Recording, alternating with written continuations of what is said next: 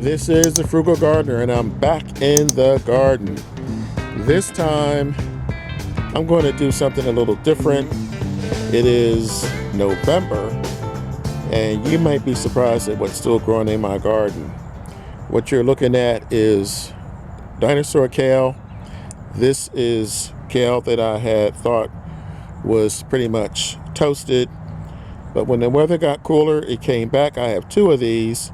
So that's number one on my list of what I wanted to show you. Number two is Chinese cabbage. This is not where this is going to live. These started out as starters, and I hadn't gotten around to moving them yet, but that's going to be the next step for these. This is my first year growing these, so I wanted to show those to you. That's number two. And right next to it, number three, if you are a gardener, you probably know what this is already. These are sweet potatoes in bins. Well, two of these are in bins. This one is in a pot.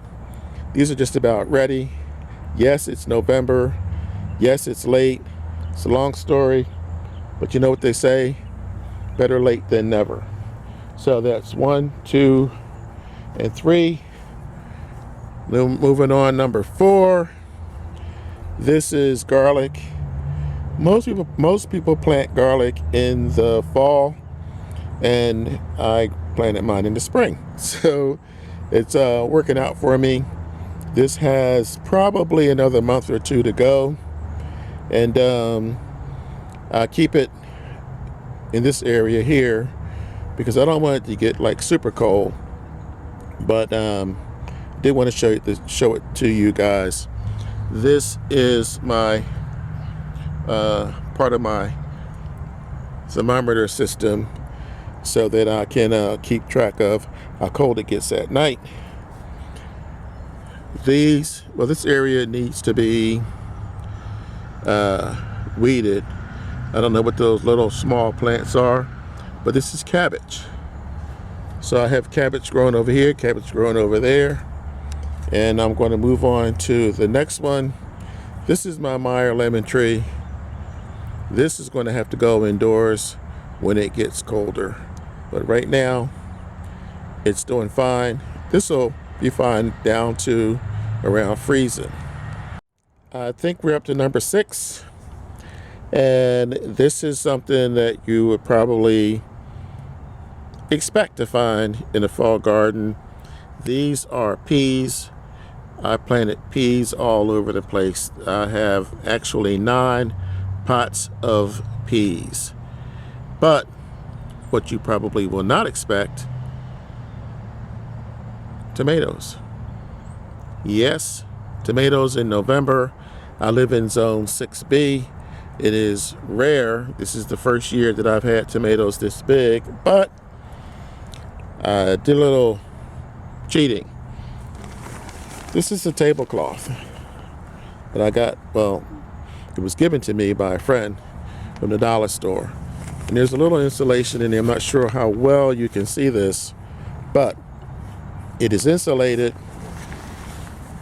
I cover this at night, take it off during the day to give it some air, some light, some heat, and it has worked out pretty well. So hopefully I can keep this going for another couple of weeks. But this is what's growing in my garden, and I'm still not done. This is broccoli. I'm struggling a little bit with this because of the bugs. I am taking care of this, and this is not my only broccoli plant. I have another one growing in my garden. I may have to discard this if I don't get it under control soon, but I did want to show it to you because right now it's still part of my garden. This is where things get interesting. Yes, you are looking at ghost peppers. Yes, it is November. Yes, they are still growing. Here's a ripe one back here somewhere. I can't get a good shot of it. You can see these here that are doing well. Moving down the line, these are all ghost peppers. And check this out. There's a total of 5 on this plant, if you count this one here.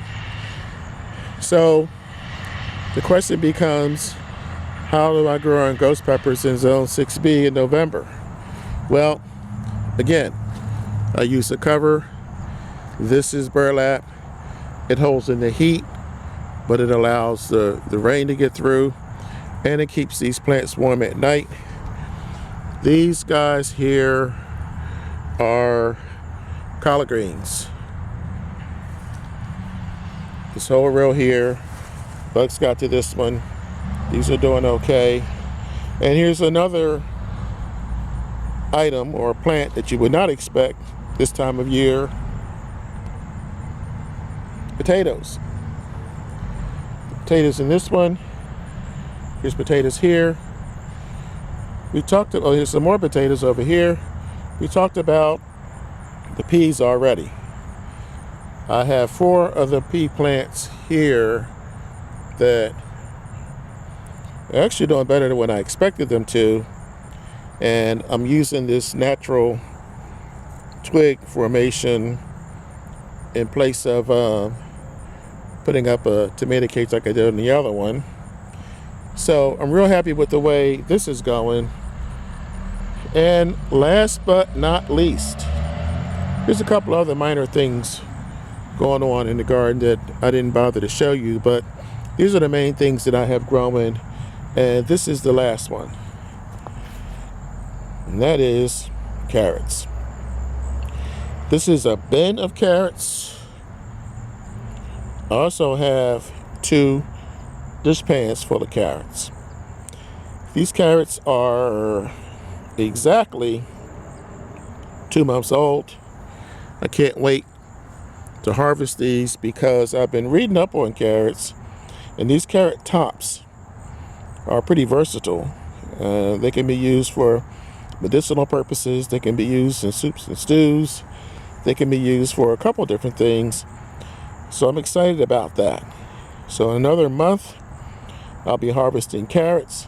Next week, I'll be harvesting sweet potatoes, and somewhere in between that time period or around that time period, I will also be harvesting tomatoes. So it's a good time to be a gardener because the winter has been mild. I have more things growing over here. The white that you see is actually controlling the bugs because they come out at night, and that's another whole story. That's another separate video that I'll be getting to soon. But that's it for now. This is what's happening in Zone 6B in the Frugal Gardener's Garden in November. I hope you enjoyed my quick little tour. I hope that you have subscribed. If you have not, please do. Tell your friends. And don't forget, when you grow your own food, you'll always know where it comes from. You guys have a great day, and I will catch you on the next video.